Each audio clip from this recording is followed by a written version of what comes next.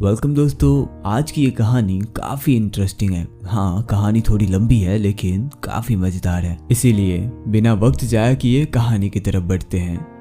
दुनिया जिसे कहती है जादू का खिलौना, मिल जाए तो मिट्टी, खो जाए तो सोना। मतलब अगर हम जिंदगी में किसी चीज़ को पाना चाहते हैं तो उसे पाने में पूरी शिद्दत के साथ लग जाते हैं, लेकिन जब वही चीज़ हमें मिल जाती है तो उस चीज़ को अपने जीवन में बरकरार रखने के लिए हम कोई मेहनत नहीं करते, कोई प्रयास नहीं करते।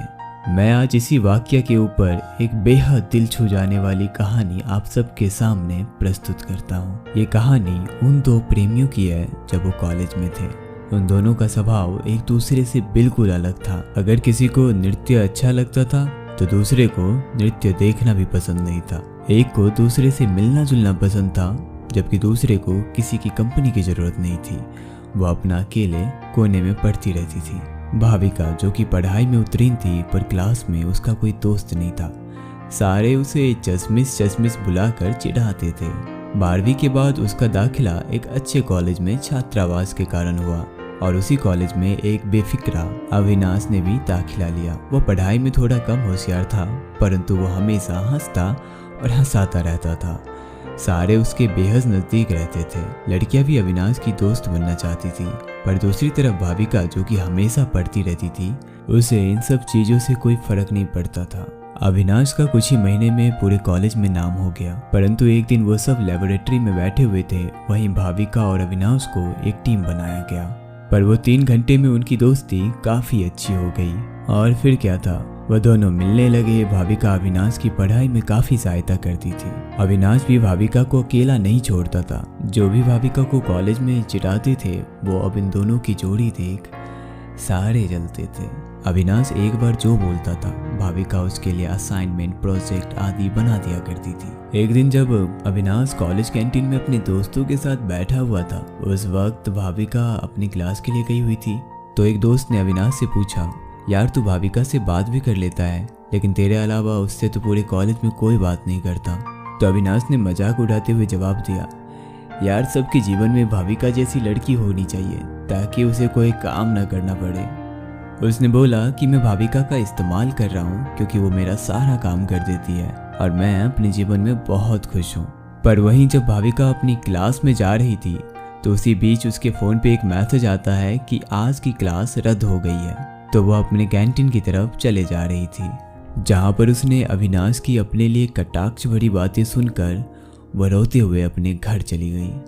और 2 दिन तक वो कॉलेज नहीं आई, यहाँ तक कि अविनाश के कॉल्स भी उठाना छोड़ दिए। और जब वो कॉलेज वापस आई तो सबसे पहले अविनाश उसके पास आया और पूछा कि वो इतने दिनों से कॉलेज क्यों नहीं आई। भाविका ने उसे सबके सामने नज़रअंदाज किया और वो वहाँ से चली गई। लेकिन अविनाश को अब तक इस बात की भनक लग गई थी कि उससे कोई बहुत बड़ी गलती हुई है। कुछ घंटे बीत गए और अविनाश भाविका को कैंटीन में कोने में अकेले किताब पढ़ते हुए देखा। वह तुरंत भाविका के पास जाकर उसने पूछा कि आखिर उसे हुआ क्या है। बेचारी भाविका। अविनाश के लाख पूछने के बाद भाविका ने रोते हुए कहा, अभी अगर तुम्हें असाइनमेंट्स एंड प्रोजेक्ट ही बनवाने थे तो मुझे वैसे ही बोल देते, मैं तब भी बना देती, लेकिन तुमने सबके सामने मेरा मजाक बना दिया। भाविका ने अपने लिए अविनाश को म्यूचुअल फंड भी कहते हुए सुना था। अब भाविका ने गुस्से में कहा, अभी अगर कोई म्यूचुअल फंड अच्छा इंटरेस्ट देना तो उसे तोड़ा नहीं करते। शायद ये बात तुम्हारी समझ में ना आए।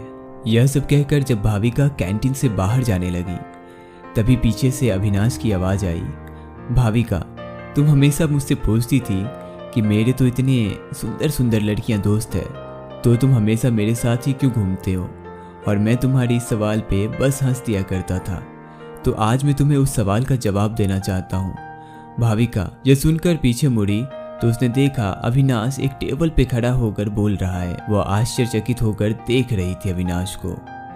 अविनाश बोला कि मैं हमेशा तुम्हारे साथ ज़्यादा समय बिताता था।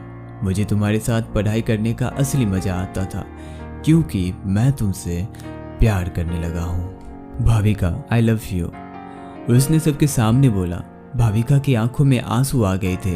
वो बोली, अभी तुम ये क्या बोल रहे हो। तो अविनाश ने फिर बोला, भाविका क्या तुम मेरी गर्लफ्रेंड बनोगी। यह कहते हुए वो टेबल के नीचे उतरा और उसी वक्त भाविका तो दोस्तों आज के लिए इतना ही। आगे की कहानी हम सुनेंगे नेक्स्ट एपिसोड में। क्या भाविका अविनाश के प्रपोजल को एक्सेप्ट करेगी या फिर उसे ठुकरा कर चली जाएगी? अगर अब तक आपको ये कहानी अच्छी लगी तो वीडियो को लाइक करो और चैनल को सब्सक्राइब